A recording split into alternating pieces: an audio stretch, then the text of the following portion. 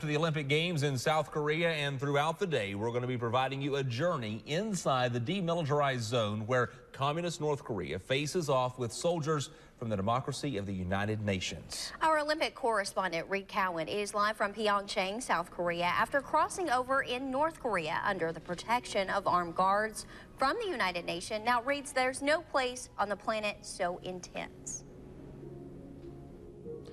Well, what a day it was at the DMZ. 2 million landmines, explosive walls, and electric security fences. That's really the scene a few hours ago, a few hours away from Pyeongchang, South Korea, as we drove towards the DMZ.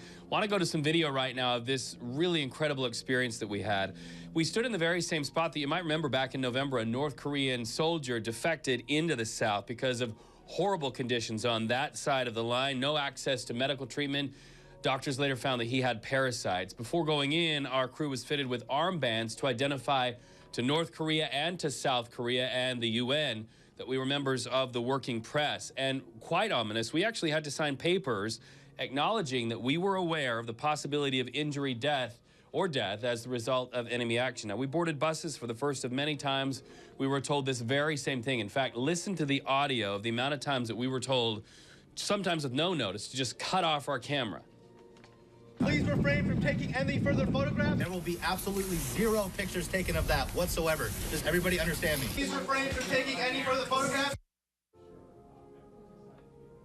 All right, so for 90 seconds, we were allowed on one side of North Korea, and that's when you go into a building, and we were under the heavy guard of South Korean soldiers, American soldiers, and the UN. It was quite ominous to go over onto that side and know that at least on the inside of a building, we were on the North Korean side. And once outside in other territory, we were really told just how dangerous this place is at every turn. Listen to this.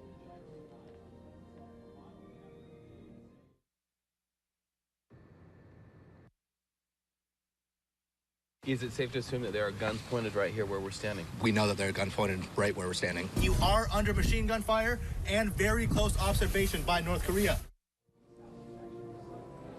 All right, and so definitely a stressful situation. In fact, we were told don't make any gestures to North Korean soldiers at all.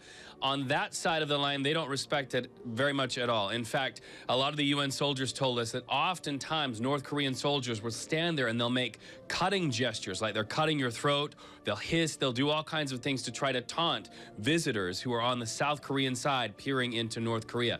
Now, coming up on your nightly news tonight, we're going to actually take you a little closer to the line, and we're going to show you a place that really is all about propaganda. In fact, it's called Propaganda Village, a place where the windows and the doors aren't even real through the binoculars.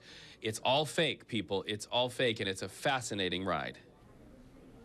All right, thanks, Reed. Live in South Korea for us this morning. And